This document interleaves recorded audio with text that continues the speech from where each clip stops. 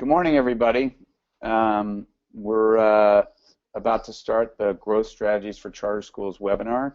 I'm Stuart Ellis, the CEO of Charter School Capital, and I'm here today with Marshall Emerson, CEO of ICANN Schools, and we're excited to have you here this morning.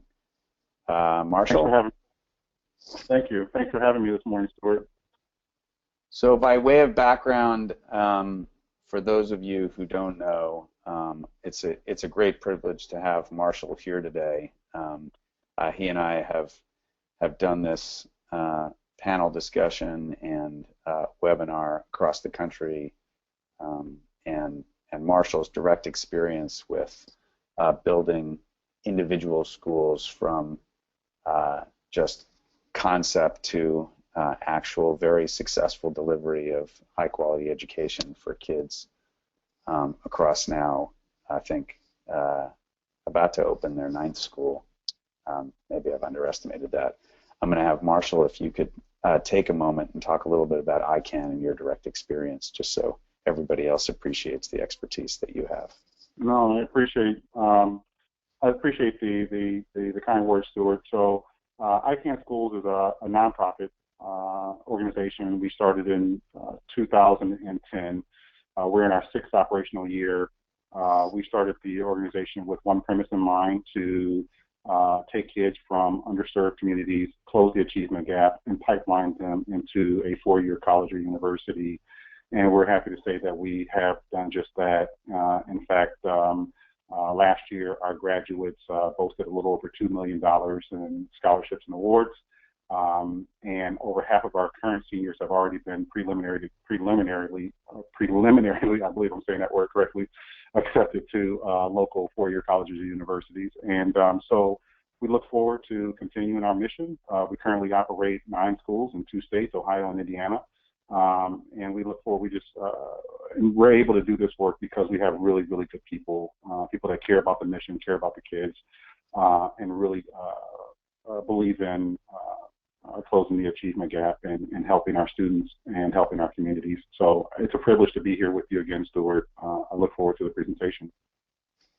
Thanks, Marshall. And most of you are familiar with Charter School Capital, but we've been working with Marshall Schools for the last few years, and really are a significant investor in charter school growth across the country. We've funded, since our first transaction with a charter school and really the founding of our company back at the end of 2007, we've now invested over $1 billion in charter schools across the country, supporting more than 500 schools and well over 500,000 students now. It's been a real privilege. We're now funding schools in 14 states across the country, and it's exciting to expand and really grow and be able to support leaders like Marshall, who really, I think, as you'll hear, are pretty incredible entrepreneurs. Marshall's a phenomenal leader, and I think his experience will be very interesting to everybody today. As we go through the presentation today, these are the things that we're going to be covering. We're going to talk about the various stages of which we've broken that down into 3 core stages of growth for charter schools. At each stage, what are the challenges that you as school operators and leaders face, and what are the best practices we've seen from across the country and that Marshall has direct experience with. And today's material, as some of you are asking online right now, is all available to download. The presentation here you can get at slideshare.net/charterschoolcapital. And so all the material you see today is you can go to that link and download it later today following the presentation. So with that, let me provide some background on the way we collectively think about the stages of growth. There are 3 really very different phases of the life cycle of a charter school, if you think about it. One is this startup period, And all of these time frames vary for your individual school, but really the first kind of 2 to maybe 3 years, you're purely in startup mode. And in thinking about that, there are a lot of different experiences and challenges that you'll face than you might face in year 10. And during this phase, you'll have 10 to 25% of the kids that you're going to have at maturity. When you move beyond year 2, you start getting into a period of very high growth, and this is like being a teenager as a kid. So you've gone from kind of infancy and all the challenges of that phase of the life of your organization to one where you're sort of in this adolescent period where what your organization looks like at the beginning versus what it looks like maybe a couple years later during this high growth period is very different, and the challenges of really high growth of a successful program are very significant and very different than you would have experienced during the first couple of years. And then finally, at years 5 to 10, once you've kind of filled your school and facility, or you've achieved the level at that individual school that you were targeting in terms of number of students served, you get into a period of what we refer to as sustainable maturity. The challenges don't end there. They're very different, but there's certainly different ways to approach continuing to either grow and expand or refine, enhance, and improve your overall operations. Now, across the country, not all charter schools succeed. Some of them end up closing after some period, and a study by the Center for Education Reform a few years ago tracked and quantified the reasons for charter school closure. And contrary to most of the things you read where charter schools are closed for academic purposes or academic failures, actually most charter schools, about 2/3 of them closed due to either financial issues or mismanagement. And I view those as the same because really, if you think about it, in the end, every school closes because of financial reasons, sort of like a doctor saying, you know, what was the cause of death? The cause of death was the patient's heart stopped beating. Now, that's not really the cause. That's just an indication that death is upon us. But if you move and look at financial things or mismanagement results in some financial failure or the loss of your charter. But those things are pretty rare. So about 2/3 of the issues relate to income, money, or a mismatch between expenses and revenues. That said, there are other reasons. You can see them here. A few of them closed due to facilities challenges. You have a perfectly good school loses its lease or has financial issues associated with its location and facilities. Some have authorizer issues, but for the most part, you can see how this breaks down. The way we think about the different phases, we're going to talk today about things across the 3 phases and thinking about things in terms of the differences in financing challenges, the facilities challenges at each stage, your community involvement, academic accountability, and operational support. Very different approaches and structures that you will think about and view depending on what stage of growth you're in. During the startup phase, on a financing front, a lot of people will say, well, financing is just about getting the cheapest money you can get. And that's true when you get out to some sustainable mature organization. But during the startup phase, financing is much less about the cost of the money. It's just about having the money at all. So really any liquidity is good, and it's perfectly great if you can get donations and things like that. But anybody who will lend, loan, finance, fund in any way the growth of your organization during the startup phase is somebody you should hug and wrap your arm around and be happy to have really any of the funds that will get you off the ground. And by the way, taking everything you can get is a good move during the startup phase. From a facility standpoint, even though you'd like to have your dream school and location, the most important thing is to just establish any location in the target locale. Obviously, you're trying to get the best location you can, but doing it in a place where you don't have to keep moving every time you add kids is useful. If you move 10 miles away from your original location, you're going to have problems keeping the kids that you already had, the families, just from a commute standpoint. So it's important. The location is the most important thing to consider in the startup phase. From a community involvement standpoint, you're just trying to generate awareness. Nobody knows you exist yet. Academic accountability, you just have to get the program off the ground and start teaching kids. And from an operational support standpoint, you're going to have outside experts doing over anything. You can't really afford during startup to have full-time staff on board with the expertise that you need to get things growing. When you move to the high growth phase, financing is about flexibility and scalability. Your organization might be 3 to 5 times the size just 2 to 3 years later than it is at the beginning, and having a financial partner that can grow and expand with you is very valuable. Otherwise, you have to keep moving from one party to the next, and the management time associated with that at a time when management time is very scarce can be quite challenging. Having somebody that can grow and expand with you is important. On the facilities front, similarly, you're trying to do something where maybe you have the right location with a lot of land, and you want to expand in a way that's sort of modular, component by component, add a few classrooms at a time. Otherwise, you have to pay for a facility that might support 1,000 kids, and you'll be paying for that when you only have 200 to 300. That can be very expensive and get in the way of your growth and expansion. But if you can add as you go, that's great. On community involvement, people start paying attention to testing and benchmarking of grades and academic performance, and the community involvement here is now fulfilling the promise that you made when you got things going, and what made them excited to have your charter school in your area.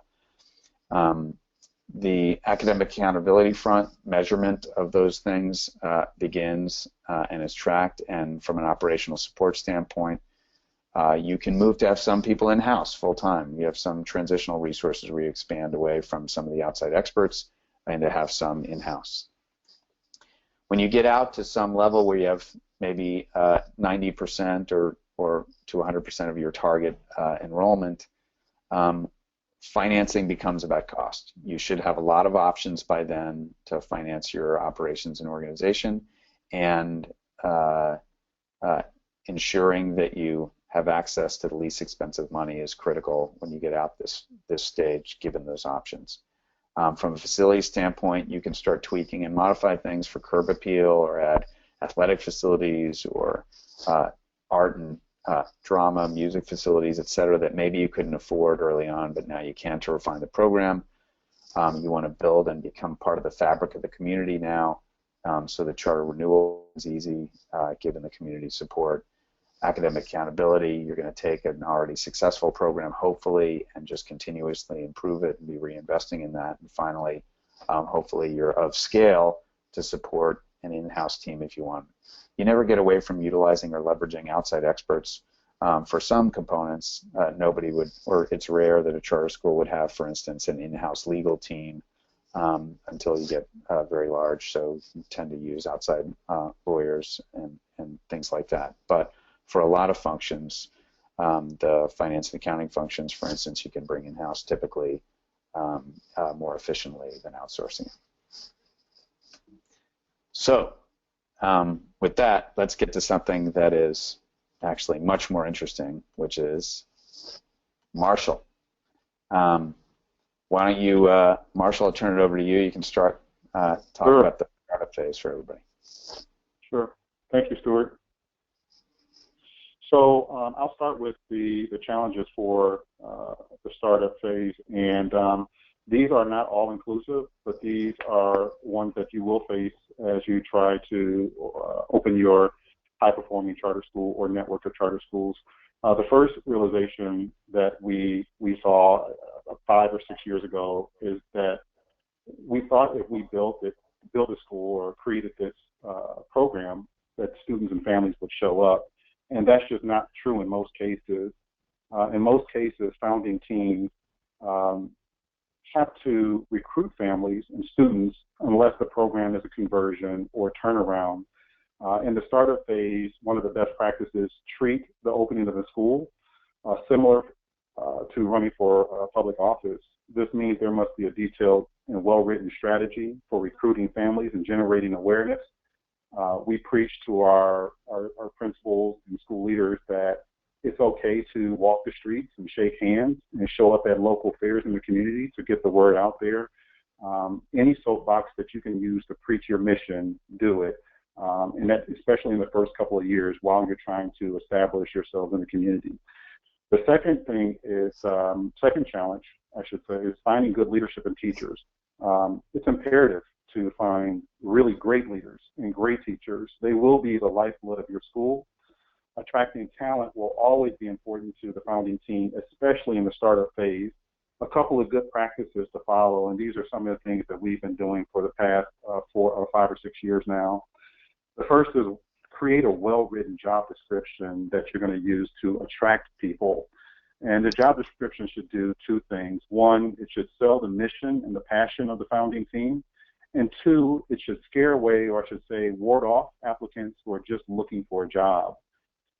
Two, try to cast a wide net for your employees or your potential employees, and use unconventional places or websites to post the job description. I've also seen school leaders and founding teams use a headhunting firm to find individuals for difficult hires and really good principals. A lot of times, really high-performing principals and high-performing school leaders already have a job. They're working. In order to get your job description in front of them, you may have to get creative and use headhunting firms to find those individuals. Three, if possible, create a brochure or a media kit in the first couple of years, if you can, if your budget permits. This brochure should capture the mission and vision of the founding group.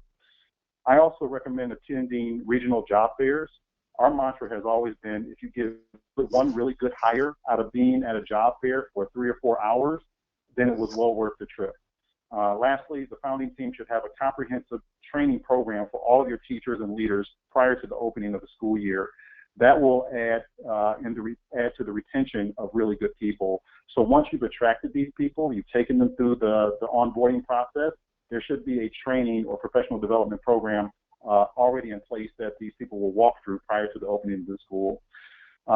Thirdly, securing resources. Like Stuart said, in the first couple of years, finding resources is very difficult. You're turning over every stone for working capital and making good attempts at fundraising and grant writing. The founding group, you must have a strong business plan. This will be the roadmap for the school and will inform you as to the type of resources you will need to operate in the first few years of existence. The problem for a lot of startups is that the pre-operational year can yield a number of expenses.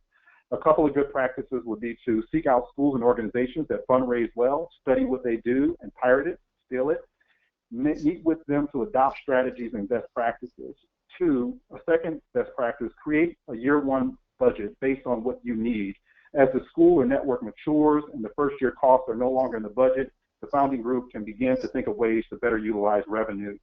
Also, partner with groups like Charter School Capital to see if there are good fits there and maybe good potential partnerships.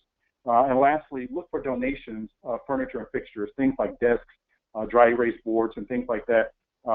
You can replace them with new items later, but in your first couple of years, you're trying to create a classroom, and the magic has nothing to do with the cost or whether or not a dry erase board is brand new or used. Finding suitable facilities. Securing suitable facilities is difficult. The founding team should try to find a place that will enable them to accomplish their mission in the first couple of years. One, you want to try and get into your targeted community where you want to serve the families. Which community, identify the community, and then try to find a location there. The founding group should partner with a real estate company and possibly local and community officials to assist with the search. But keep in mind that the magic happens inside of the classroom and is not really about the brick and mortar. Later down the line, like Stuart said, as the school matures, the organization matures, you can begin to look for the building with all the bells and whistles. A healthy enrollment is very important. The founding team must have a detailed plan to make families aware of the school opening and to recruit students. The founding team has to have a strategic plan for this, and this must And the strategic plan should have dates, times, locations where the school leaders can talk openly with families about the mission of the school and what you all hope to accomplish.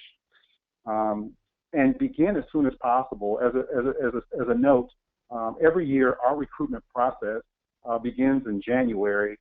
In fact, our recruitment process for this fall has already been underway for about a month now. And lastly, sustaining high performance as the network expands. You all will always be striving for academic excellence. That's why we're in this business. It's essential to do well in the first couple of years of the school's existence, but sustaining quality will always be important. This will not be unique to the startup phase. You'll see it in the different phases as we go throughout this, as we progress throughout this presentation. A couple of good practices for the startup phase. One, have a strong internal assessment system so that you can keep your eye on student data. And two, have very high, lofty, internally created benchmarks and goals for your students and teachers. Best practices. Quite simple. Study networks that are doing it well. About 20 years ago, this was all really, really brand new, and people felt like they had to invent the wheel. At this point, you don't have to. There are a number of high-performing organizations across the country that do this work really well. Meet with them and study what they do. Two, you don't have to be a master of everything in the startup phase. Our advice is be a master of a few things and do them extremely well. So if you want to have a chess program, have a chess program, and that's it. You don't have to have a football program and a band club and a band and a swimming team in your first year. Be really good at a couple of things. One, making sure your kids are doing well academically, and any after-school programs, limit them and do them really, really well. Thirdly, build genuine and robust relationships with teachers and leaders. I think that goes without saying, but I believe that when there's a good relationship between two people or organizations, it makes working together really pleasant. It also makes getting over hurdles or getting through rough patches a lot easier to navigate. One of the best practices we have used for years now is that we documented all of the potential partnerships our school leaders and teachers would have in any given year, and we've created training modules to help them create and sustain healthy relationships over time. Fourth, pay very close attention to the budget, especially in the startup phase. Founding teams want to do so much. We were the same way. We wanted to do so much at the school's inception. However, the budget will dictate all of the activity of the entity. A good practice is to regularly check the actual performance of the school to the pre-planned budget. This is especially important in the first couple operational years of the school, and always look to cut fat from the budget. I understand that budgets are always going to be extremely lean as it is. However, there may be ways a school can spend money differently in an effort to put more resources back into the classrooms. And lastly, last couple of things. One, pay attention to your student progress data. In the first couple of years, you're going to get hit with a myriad of different issues to deal on a daily basis, dealing with families, outside constituents, personnel issues and things like that, but you must make time to regularly monitor your student progress data. If you have any aspirations to grow and get bigger or expand, you have to accomplish your mission, and that is providing a quality education for the kids. And lastly, quite simply, after you've written your mission and your community has bought into it, don't waver from those beliefs or your missions. Thanks, Marshall. As we think about surviving that startup phase and moving into the really the high growth phase, one of the things Marshall mentioned was coming up with ways to make your organization more efficient, either trimming the fat, which in both of our experiences, that there's no fat during the startup phase. It's just operating on like bread and water kind of thing, but to stretch as far as you can. That said, one way to manage those resources is to cut expenses, another is to begin to grow. And we've done some analysis around looking at the various schools that we've worked with across the country, and we've created a, hopefully everybody can see this growth estimator now. I don't know if, Marshall, you can see things clearly. But here we've done an example for the school. Marshall's been unable to come up with a name this good for his charter schools that I can, but very cool. And depending on whether you're site-based or you're an online school or some blended learning model, these financial structures would be a little different. But we've kind of normalized and built a financial model by which schools can determine what is the value to their organization of growth and how much extra it will create in terms of funds available to put into the academic program. And up here in the upper left quadrant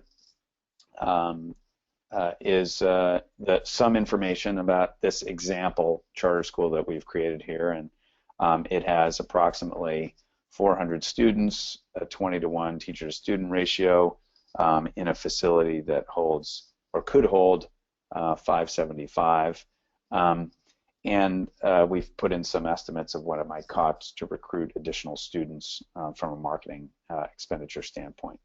Then down in the lower left-hand chart, you can see example financials, and these are financials that we see as targets or relatively normal financials. Depending on the state, things will vary. Some states have much higher revenue per student numbers relative to the cost of underlying facilities or real estate. Others, there's a different mix. But this is an example of a site-based school, and you can see the breakdown of cost of teachers, administrative staff, rent, or debt servicing expense for facilities, other capital and miscellaneous expenditures. But the point here is that at the current attendance, this school shows that it is operating at exactly break even, $3.8 million in revenue, $3.8 million in expenses.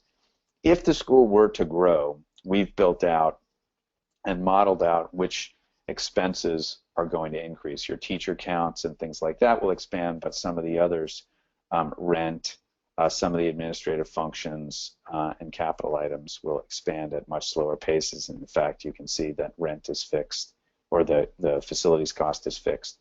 And so as you begin to grow, you get some scale benefits across the organization. You can see what happens from a revenue standpoint and an expense standpoint. The point here is that in order to do this, you'll often have to make some investments in growth capital. And you can see down at the bottom here that depending on whether you're growing 10%, 25%, 50%, up to the student count levels, you will have to invest. Here's 170,000. Higher growth is 560,000, $1 million, 2 or 3 for much higher growth, and that's because you have to invest in student recruiting, marketing, etc. You'll have to expand some of the additional costs associated with administrative staff and furniture and fixtures or computers or what have you, and the teacher count.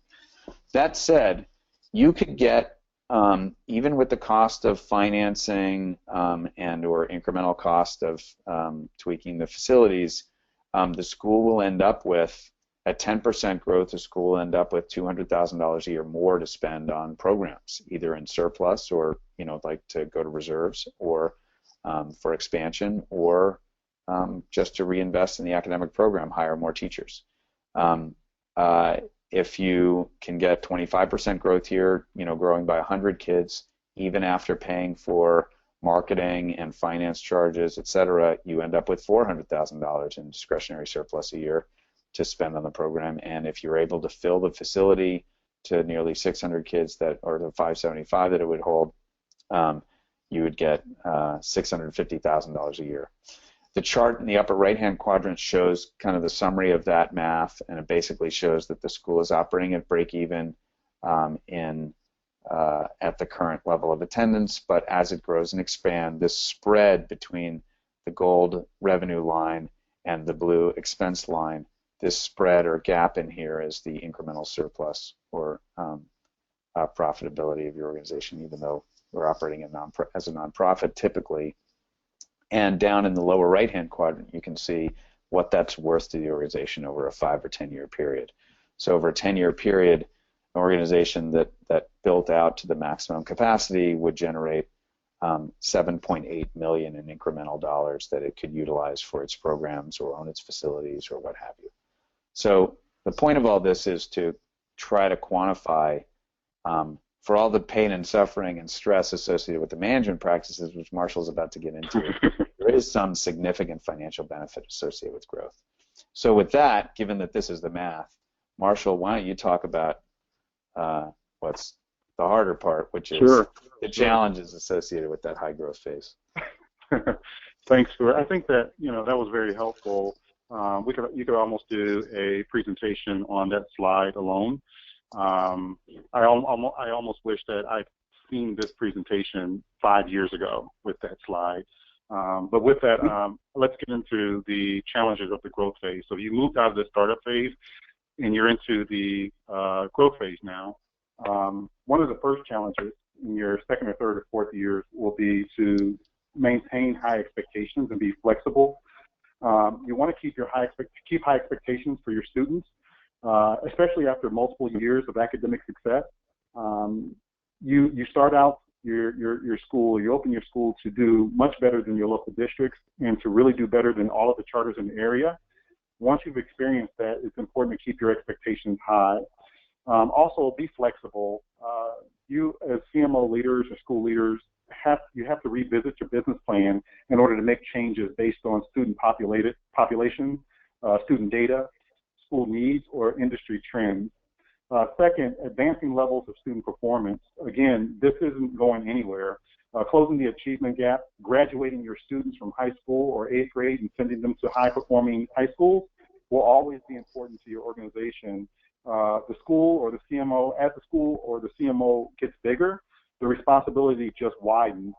In the business plan, there should be a detailed narrative that speaks to the growth or expansion while not compromising quality. You don't want to grow for the sake of growth. Like Stuart said, there are some financial benefits to getting larger. You can scale, but you have to have that growth addressed in the business plan. Third, managing growth with limited resources. Again, revisit your expansion plan or your business plan. In an ideal world, everything is going according to that plan on paper, but that's a living document. You may have to make changes or adjustments that will assist and match to the resources coming into the organization. During your growth phase, you must keep your startup lenses on, or you want to focus on and treat your growth phase as if you're still in your startup phase. So you're paying very close attention to the budget, and you're looking to phase in programmatic features during your expansion. So in your year one, for example, in our first year, we would put smart boards in all of our classrooms. In our second year, we would add things like televisions in the hallways. In our third year, we would do more programmatic features and things like that. So you want to phase in your programmatic features for your school. And lastly, seek outside resources, grants, fundraising, and again, partners like Charter School Capital. Upgrade your system to support growth. You must have, again, a detailed plan that will explain growth and what resources will be needed for expansion. So if you plan on opening 2 schools in 2017, or you just want to expand your grades from a K through 5 to a K through 8 or K8 to a K12, that needs to be in your plan so that you're able to meet with your team and match resources to your expected growth. And that plan needs to be explicit. Leaders should understand that as you grow and move through the growth phase, systems and systems that you needed to operate 1 or 2 schools, it's much different than systems needed to operate 8 or 9 or 15 or 20 schools. So be willing to be flexible and be willing to upgrade those and make sure that you think through those ahead of time. And lastly, best practice is always to seek out high-performing, high-growth networks to study and get success stories and challenges from them. Retaining high-quality teachers and leaders will always be at the forefront of your mission as you grow. School networks that do it really successfully, you're able to create meaningful professional development programming for teachers and leaders. Also, it's okay in your growth phase to seek outside opportunities for professional development. We've contacted different networks across the country to come to our schools to talk to our leadership about what it means to be a high-performing leader in a high-performing school. And lastly, work internally with your rock star teachers, people that are really showing that they are really high performers and that they are eager and could be groomed for growth.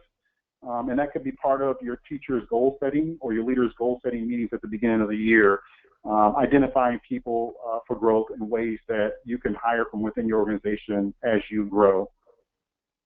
Matching capital to operational needs. Again, the leaders must review the expansion plan to compare past performance to where you are performing currently. And the leaders must ID future operational needs based on expansion plans. From that analysis, leaders can look at ways to cut costs, repurpose revenue, and seek outside capital. Best practices that we do every year is we try to meet with our vendors annually in an effort to cut costs. For example, businesses that you don't have to competitively bid, you may be able to ask those vendors to cut costs as you expand. They want to keep your business. So as you grow from 1 school to 2 schools or from 5 to 8 schools, if they want to keep your business, they may have to cut costs by 5 or 6% in order to keep your business. Some of the best practices with the growth. Sorry about the delay there, Marshall. I was just frozen there listening to the cost reduction thing about. and we're constantly working at that. That doesn't go anywhere from the startup phase to growth phase or maturity. I don't think it goes anywhere. Best practices: continuous professional development for your leadership team and teachers. Again, they are the lifeblood of the organization. What happens between 7 a.m. and 4 o'clock or 5 o'clock in the afternoon in those classrooms will make or break the organization. As you think about expansion, there will always be financial issues. There will always be facility issues. But if you're unable to accomplish the mission of making sure that you're providing a quality education, no one will want to really work with you. Be willing to continuously provide development for teachers and your leaders in order to build upon your growth model. Build upon the culture. In your second or third or your fourth year, your school should have a strong and healthy culture. You want to feed that. You want to have your leaders find ways to get better and promote the culture. One of the things that our principals like to do is they create annual themes aligned to the mission of the school and the network, and they teach that to the teachers, and they really rally around that, and it helps feed the culture and the mission of the school. Focus on individualized instruction and data analysis. Student performance will always be a priority. Data analysis will drive what happens inside of your building. Again, even in the growth phase, you must rely on your robust assessment system so that you're able to keep an eye on how each of your students are doing in all of your campuses or your school that's growing. CMO leaders and building leaders must have access at all times to current data. One of the things that you'll be able to identify whether or not your school leader is high performing is when you ask for student data and they're able to explain in detail how students have moved from the first quarter to the second quarter and their goals for the end of the year. We believe that's always very important. And lastly, increase visibility in the movement. Visit other schools and visit networks that are doing what you're doing well.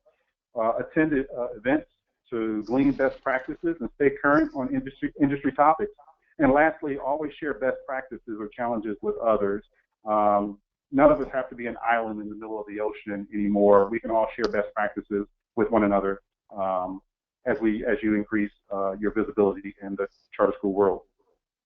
I definitely compliment Marshall on the whole copy everything you can from those people who have come before you and take the best things you see from them.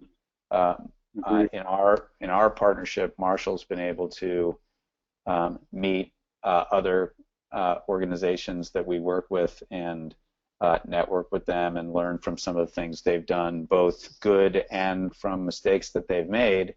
And to Marshall's point, to your point, Marshall, about the visibility in the movement, you've been great at providing the same mentorship to other leaders as they start up their organizations. And I like sending some of the new schools or clients we have to you for advice and guidance. So I think that that circle in the industry is it's a small industry, and a lot of people know each other. There are a lot of things to learn from, and I think I'd add to all those things to say there are things we can learn from traditional school districts that we can integrate into charters, or things we can learn from private schools that they're doing really well.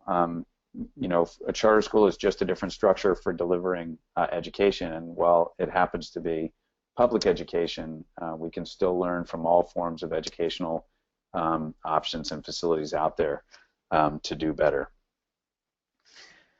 So I think with that in mind, as we've gone through this growth phase, one of the questions that has come up as we've gone through the webinar today, I'm going to come back in a moment to the sustainable maturity phase, but one of the things I wanted to highlight here is a question about marketing and branding strategies for different stages.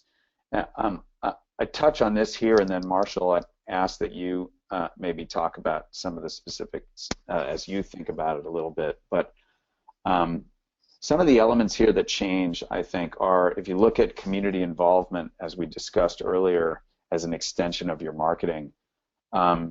During the startup phase, and really throughout, you want to make sure people know that you're there and that you exist. But the focus, I think, early on in the startup phase will be about establishing a brand and/or launch that just says, "Hey, we're here. We're a new option, and you offer hope for higher quality education, a more specific program for the target student population or families that you're seeking to serve."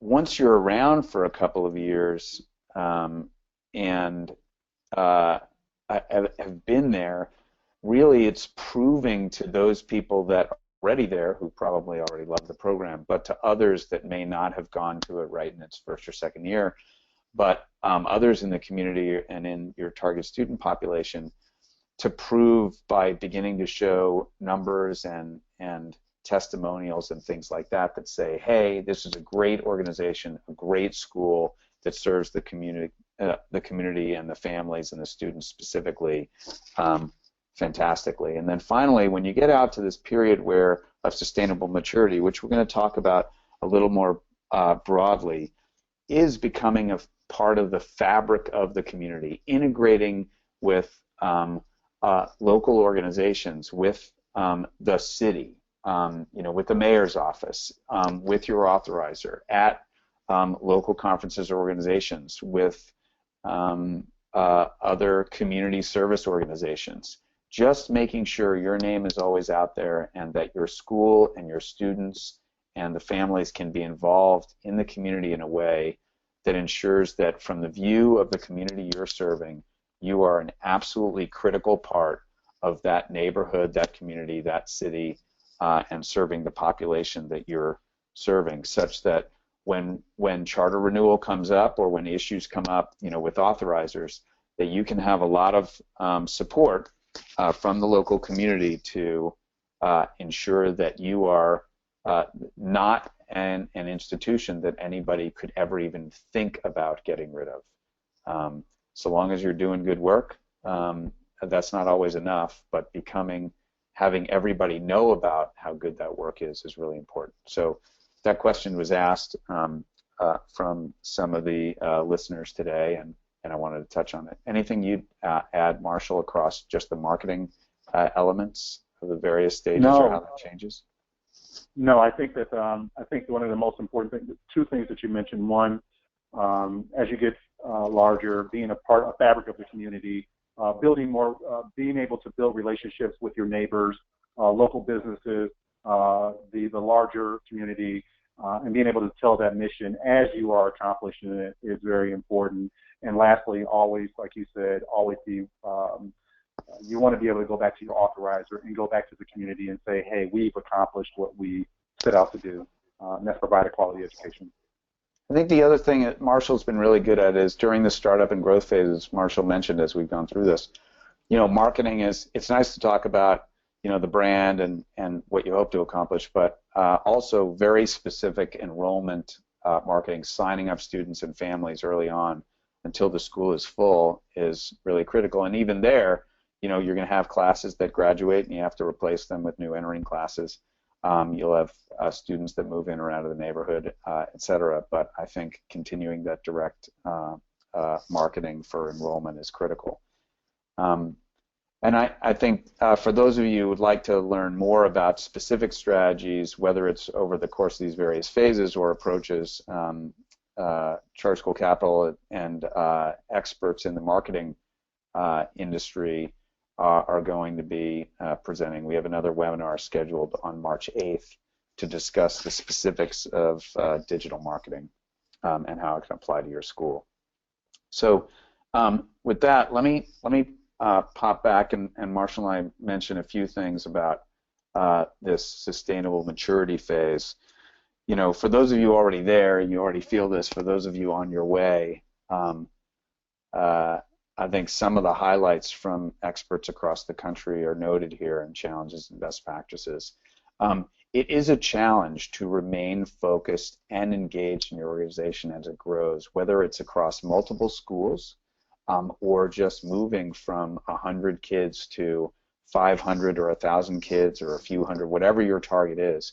You're running a much bigger organization, and for the administration and the staff, it gets harder and harder to be focused on the specific things that got you to where you need to be, engage with students and families in a way that continues to offer a compelling and strong academic program, and take action as needed. It can be overwhelming running a larger organization, and being sure that's a significant challenge to remain focused, engaged, and take action at the right time. The other thing is your job transitions. That it has been said that the role of a CEO or somebody in Marshall's role is really just to get the right people in the right seats on the bus, and you don't end up you're not teaching the math class or English or anything like that anymore. You're not engaging as directly with students as you might have done either prior to running the charter school or in the first couple of years, or you're not doing it with as many of the families as you might have at the beginning. Making sure you have really good people in the right jobs who can handle that for you is critical as you get to run a larger organization and achieve some scale. The other thing is some people who are running outside or education management companies that are either focused on profit or on just running a sustainable organization, there's this impression that once I get out to year 5 or 10, we can just phone it in or put the thing on cruise control. That's really not the case. There are continuing incremental investments that are needed and required to maintain your organization. Otherwise, sustainable maturity just becomes a peak and decline. And so, like anything else, you got to keep feeding the organization and improving all the time, or the industry and other organizations will pass you by, and you'll find that kids and families no longer want to attend your school.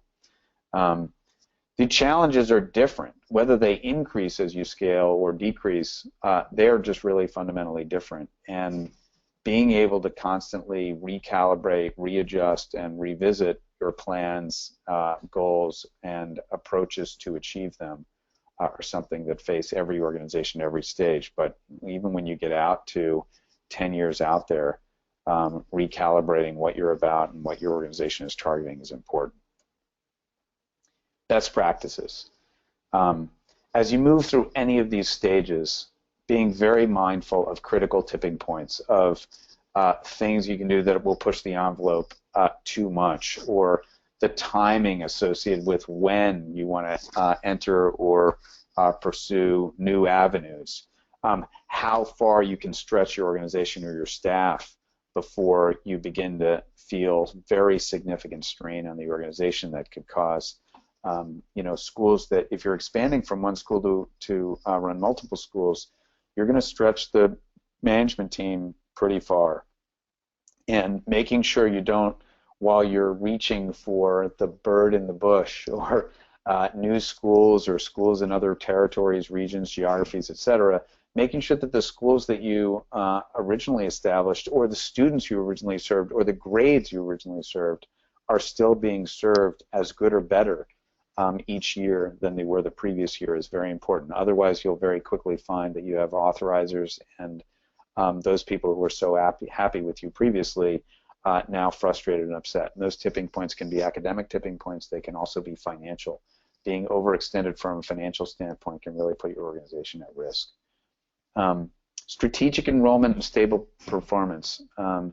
Being smart about serving your target community and those kids that you can really deliver a much better program to and really provide for their academic and growth as a person and preparation for life or college or the next stage of education is really important.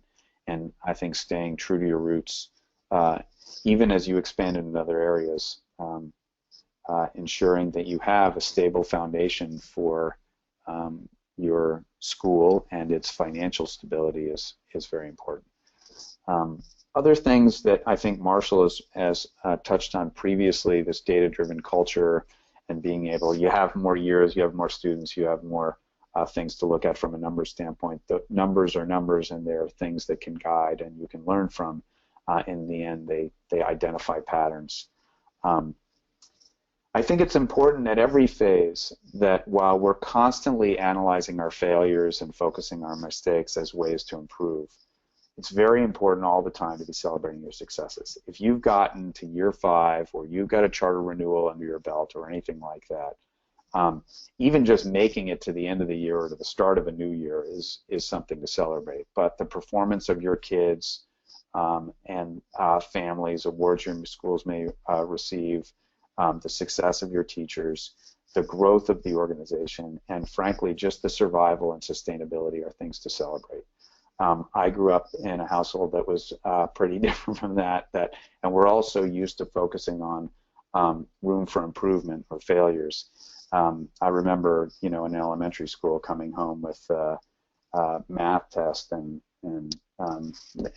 running in to tell my mom that I got a 98, the highest score in the class, only to have my encouraging mom look and say, "Who got the other 2 points?" And while all of us have experience in our careers and at work, a focus on the things you could have done better, and that is important. Celebrating the 98% is really critical to maintain motivation and excitement in your organization. So I definitely thank my mom for continuing to push me all the time.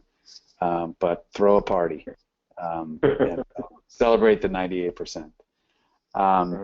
So anything else as you want to add, Marshall, as we roll here through the end of things? No, I think you've summed it up perfectly. I didn't know if you wanted to leave time for any questions, or but I think my contact information. We've touched on as we went through things. Okay. Just in summary for everybody, the different strategies, as we talked about, change as you go through the life cycle of your school and your organization, whether you're in startup or that very high growth kind of adolescent phase, or an organization that you think of as maturing organization just trying to sustain its operations or expand into becoming a larger and larger network. Throughout every phase, there are experts out there, whether they're other industry leaders or other experts in specific functional areas, whether it's on the finance front or facilities development front or attorneys you can tap into or other school leaders that you can learn from and leverage throughout. And the financial analysis, as we showed on the spreadsheet earlier, can really illuminate some of the positive potential economic impacts of growth as you decide what to do with your organization, how much to grow, and what scale benefits can be offered from serving more students, which is, of course, the mission. I think there have been some questions throughout regarding specific facilities challenges and marketing challenges. I say we have a webinar coming up on March 8th. Talks about the marketing challenges. we have another webinar where we dive deep into the facility side of things that we'll be on again at the end of March, and we'll send out information there. I think the biggest thing I can say on the facilities front is make sure you have the financing you need in place before you get rolling on any project, and definitely use resources that have expertise in developing charter schools, whether you're building them ground up or improving an existing site, or dealing with a landlord that has expertise in this area is a significant benefit.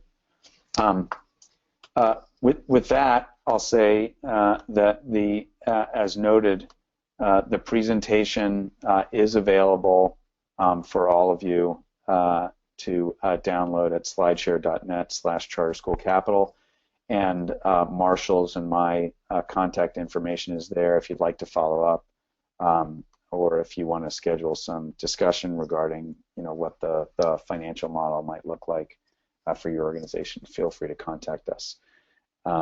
Marshall, anything you have to add as we close off for the day? No, it's been a pleasure again. Thank you for having me today, Stuart.